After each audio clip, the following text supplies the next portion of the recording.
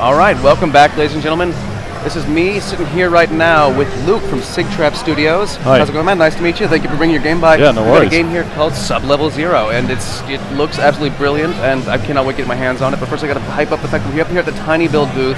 So if you're watching live on stream, come up here. We're going to be doing this every day until 6 p.m. before we stop over at the Go Gigantic stream for GameWorks, and that's going to be off the rails. But right now, got to get into the game, and it's going to look great. Can you tell me a little bit about what it is? What's the core concept behind this game before we jump in? So, Sub-Level Zero is a 6th degree of freedom shooter. So if you ever played like Descent or Forsaken, I mean they're really old school. They're like 94, 96, that kind of time. Before my time. That was kind of my childhood right there, you know. So basically, you're in a sort of a zero-G gunship, but you're inside, so you're still in corridors. All right. So it's like a first-person shooter, but you can move in all directions. So you can move up and down, and side to side, and roll and tilt and pitch and all the rest of it. Which also means like the bad guys can come from any direction as well. So you've really got to sort of work on your spatial awareness. That's a little frightening. I actually saw like you inside the cockpit earlier, and I'm like, wow, there's a lot going on. And you're actually looking through the window, which really kind of puts you into a very immersive gameplay. And it's also, so the other key thing is it's a roguelike. So it's actually procedurally generated every time you play. It's permadeath. So the main structure of the game is like this kind of 8-mission campaign. So every time you play through the campaign, it's different, but each mission kind of has some parameters that we've set. So we know it's going to, like, level 1 will use these environments, level 2 will use these bad guys. So we kind of control that to a certain degree, but then we let it just kind of do its thing. I like come up with a different configuration every time. Because some procedurally generated games, that's so random that you never really get an area of, I guess, familiarity. Yeah. And having kind of small constraints on that to make it kind of proceed well. So it does. We want to make sure that it does kind of have a progression to it and a flow, you know. Sounds good. Very smart game design right there. And with that caveat, let's jump into the game.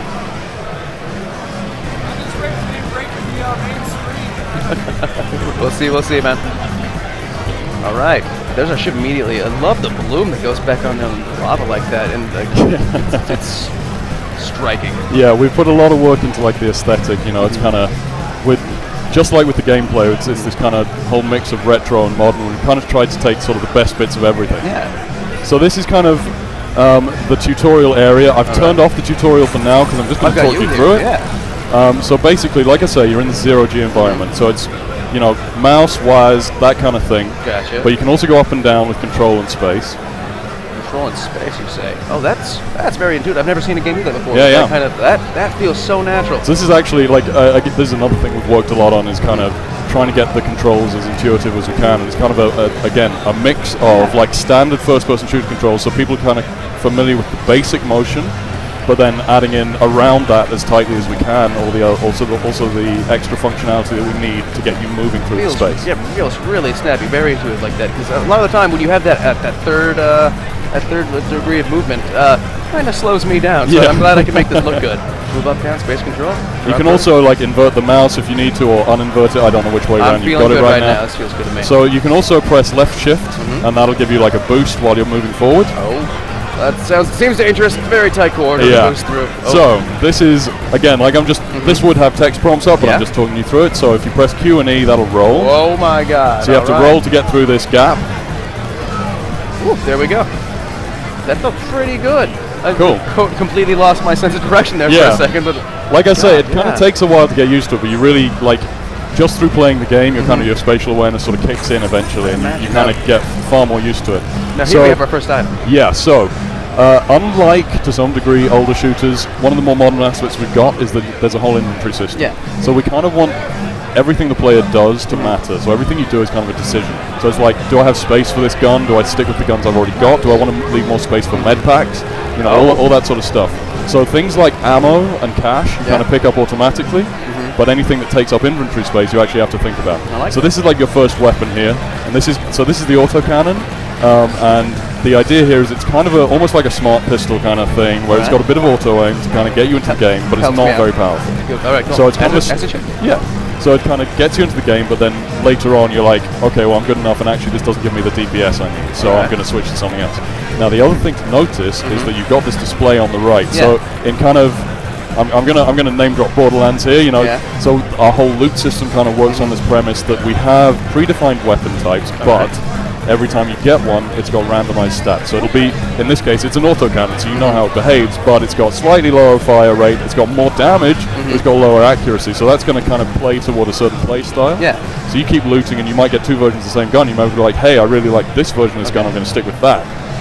So if you pick that up with F, that'll equip for now. And they jump right there on screen. I love that. Yeah. So when you get another gun, and actually if you press R, that'll bring up your inventory. All right. So if you press on the pulsar on the left here, and equip that on the second gun slot. Oh, so if doubled up. Very yeah. So if you jump out of the inventory now and you scroll down, that'll switch to your pulsar. Oh, I see. There we go. So that's kind of your basic all-round energy weapon. I love how they actually arm themselves too. Yeah, we're all about kind of making the cockpit feel physical. Yeah. Like we also, and we don't have it right here, but we are working on a VR build. Oh, really? So kind of everything in the cockpit this is VR. Yeah. That would be intense. Yeah. So it's kind of everything we kind of try and do with the game is like we want to make it physical. We want to make it almost like you can reach out and touch it. You know? Yeah. So these guys are going to try and murder you. They're not going to be very good at it though. Okay, thankfully. You'll get some harder guys later on. I'm using the sensitivity. Oh, I love that death particle animation. Oh yeah, the pixelation. We've got a load of explosions in there. It's really cool. And I just noticed immediately the retro lava. I love that. Yeah, so much. I'm all about the pixels personally. So in here, this is your first repair kit. So again, this is like the tutorial area and stuff. But if you click F here, you'll pick that up. So that's in your inventory now. You don't use it from there though. You actually press G. So you've got up here on the left. You see that number on your health bar? Yep. That's how many health kits you've got. So you can use them later, and you kind of have to think about it because it takes a while to apply. Okay. So like I say, everything you do kind of matters, and you've got to make these choices strategically. They're not thrown around willy-nilly. I got it. Yeah. Here we go. So you're nearly through the tutorial section here. The last thing that boost, that was frightening. Yeah. So the last thing we're going to introduce here is the map. So if you press tab for me. Oh wow, that is a brilliant map system, man. Thank you. We've done a lot of work on this. You guys really care about the details. Oh yeah, that's something I can really appreciate. Yeah. I mean, we're just constantly tweaking stuff because I mean, it's a cliche, but you know, it's a game we want to play, right? So it's like if something gets in the way, we're like, okay, we need to change that. We need to add this. It's like, oh great, this feels good now. You know, we'll have plenty of times where we're like, you know, we're hardly even developing the game. We're just playing it so much. You know? That's good to hear, man. That shows me that everyone's heart is in it. And yeah, exactly. This is a beautiful game. Like, this is probably one of the more hyped up games I've played. Hadn't seen this on Twitter or anything before this, but I'm sold immediately. Yeah, we're starting to think about we're getting towards having like a preview build for press and stuff, and we're going to do another trailer soon. We're going to start sort of pushing the PR. Yeah. I will definitely be on there helping that out, helping spring that along. So this is the first like procedurally generated room that you're in. All right. So you're going to start getting bad guys. This is a loot crate. So if you press F on that, I don't know what's coming up now from now on. Could be random. So there you go. You got another gun in there. So you tap F and that'll go in your inventory, and I'll show you that in a bit. But if we go into another room, you can hopefully start shooting some bad guys. Maybe not that one. So like I say, I don't know what's coming here at all. Every time you play the game, it's completely different.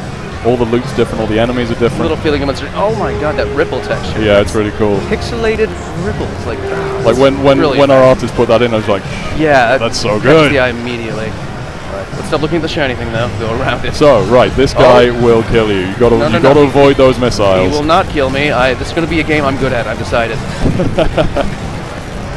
There we go. Done and done. Dealt with. Now, what are these blue things I just picked up? So those are plasma. You have 3 primary ammo types, and you have 3 secondary ammo types, so 3 types of missile. So all the we've got about, I think it's over 30 weapons in the game. Really? And so they all share the different ammo types. You kind of got to keep a handle on. Very smart.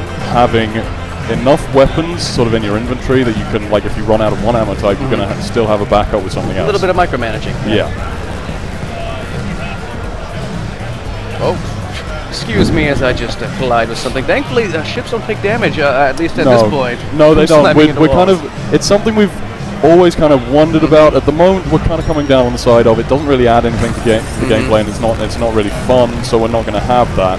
But it might be that later on, like if you sort of extra boost into a wall and stuff, that maybe oh wow, you're going to die. I just got wrecked. He hit me in like 3 shots, and I was down. I was about to back out of there and try to repair, but. You got to learn fast here. Yeah. Let me just right. I'm gonna have to restart that. The menu's a bit janky at the moment, so I'll restart that for you. There we go. Right. And yeah, so you restart again. It's completely regenerated. At the moment, like for this build, the tutorial rooms are kind of hard-coded in there. Usually what would happen is when you turn off the tutorial, you actually, like even the first room is kind of randomly generated, so you just get dumped in the game and you go straight from there. So we'll go through that again, but you can just blaze right through it, down to get the movement down, and then we can hopefully not die as quickly this time. Yeah. I thought I was going to do a little bit better that time, but hey. Well, should learn fast. Oh, definitely. Whoa, oh. Just did a half barrel roll there. Just as I say, I'm like, I got the feel for it, immediately throw myself in a little tilted whirl. Here we go. Right back on it. Wait, there we go. So this whole tutorial room is kind of designed to sort of teach you that things can be in all directions. Yeah. We kind of, to a certain degree, we limit that in the earlier levels to kind of, so that the levels tend to be more linear in the first levels, so you kind of get a chance to get a feel for the basic controls before you before again, like your spatial awareness really kind of has to kick in. That's right. Let me go back and equip my pulsar with a second gun. There we go.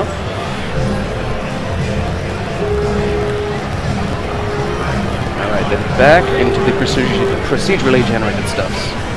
All right, here we go. Already different. And it's that guy again. You are getting unlucky, man. These don't usually. These don't usually appear until later in the level. This is.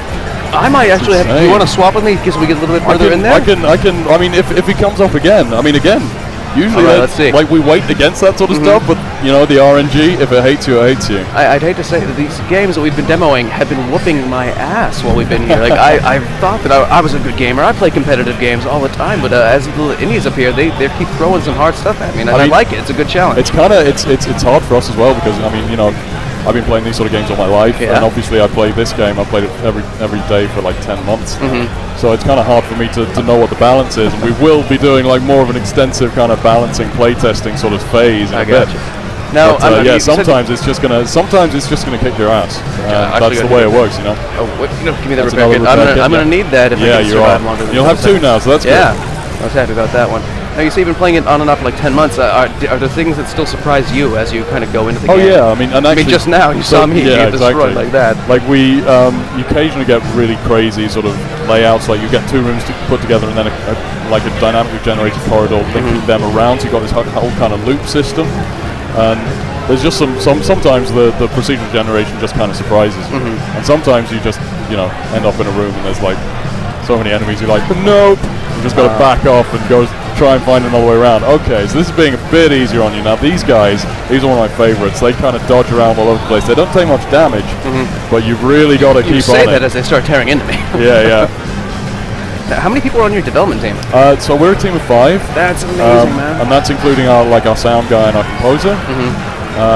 So this is nice as well. We've got all this like volumetric lighting stuff. Beautiful, it looks sweet. Like especially when bad guys sort of move through it, they kind of cast shadows through it. It's gorgeous. I got to say, it can hit your frame rate if you're on a mid-spec machine, but hey, I upgraded recently. I'm a little happy to hear that. Then. Yeah. Like the rest of the game runs fine on sort of low-spec stuff, but so you're in the cave environment now. That guy's going to ram you. Nope. There you go. I got it. Slowly get press G and get a health pack on. Let's do that. Oh. Come on, G. Cool. Got it. This guy is intense. I forgot to put on my second guns as well. You did. You do have your rapid fire missiles though, so you can use right click and there we go. All right, saved it narrowly. Yeah, this game has me hooked. I'm going to dump countless hours into this definitely. Do you guys have a targeted release date, a release quarter, or anything like that? We're looking at kind of a couple of months from now ish. Like we're not announcing a release date yet. We've still got a lot to sort of work out, but it's soonish. Soonish sounds good to me. Yeah. So that's on. So you got to find a blue key for that. So we've kind of got this whole key lock system. So you kind of have to move through the level and discover these things. Actually forces you to explore. I like that. Yeah, and we actually sort of reward you for exploration as well. So the whole procedural generation kind of has this concept of a critical path. We work out what the sort of the minimum distance the player has to travel, right? The rooms through which you have to go to get to the end. So we kind of seed that with kind of drops throughout the way to kind of guide you through that. But then if you go off that critical path, you also get rewards if like you find something that loops off somewhere else. You'll get some other loot and stuff as well. I like that very much. So if you hit tab and go onto the map here, that'll help you out. So you see you've got that little green door in the floor there. So, you know, if in doubt, the map will often have seen something that you've missed just because you'll have brushed past it. Yeah, gotcha. It'll have seen it, but you won't have sort of consciously recognized it. So you go down now. Down. That's like. There you go. Oh, I see that. Exactly. Brush past it just again. All right, these guys are great. These are snipers. So these they kind of charge up for a while and they'll take a shot at you if you're not moving enough, and then they run and hide. So they kind of find they find cover and then they wait to ambush you. I love the mentality of the different boss types, not boss types, enemy types. Like one just charged you, one's going for cover, one's just dashing around. Like it's all about a lot of variety. It's all about the patterns for us. So the whole idea is, and it kind of ties into the procedural generation because it's all about sort of the emergent gameplay of, okay, I know how to beat this guy, I know how to exploit this guy's pattern, but then, oh crap, now it's in a room with 2 other kinds of guys, and I know their patterns as well, but you know, that's, how do I deal with all of this at once? So actually, if you press R now, and if you click that chaotic pulsar, so you see you've got lower accuracy, but you've got higher fire rate and damage, so it kind of tends toward a different play style. Alright. So you get these different stats every time you pick up a gun, and also if you go onto the crafting tab over there. Oh, wow, so, crafting. What you've got on here, this is the parts it'll use on the left, and then on the right, you've got the combinations of things you can actually make. So these are all the different combinations of the things you picked up. So that brutal minigun, for instance, is going to use that chaotic pulsar and your regular autocannon, so it's got a bit more damage, a bit higher rate. So if you click on that, confirm that, and then that's equipped. So go on your inventory and you want to equip a pulsar as well, because now you've got 2 bullet weapons, and generally you want to spread yourself out a bit. Gotcha. So that was wrong around. And the razor cannon, there we go. Swap those. Okay, so if you jump out of that for me again now, so if you start firing the minigun, then you find that actually, you're out of.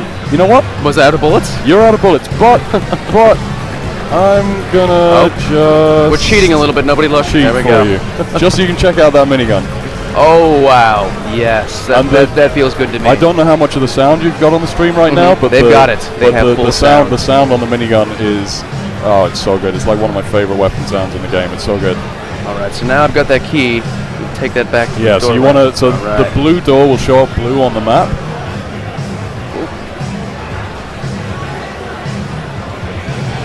Through here, and I believe it's in this room. Yep. It is.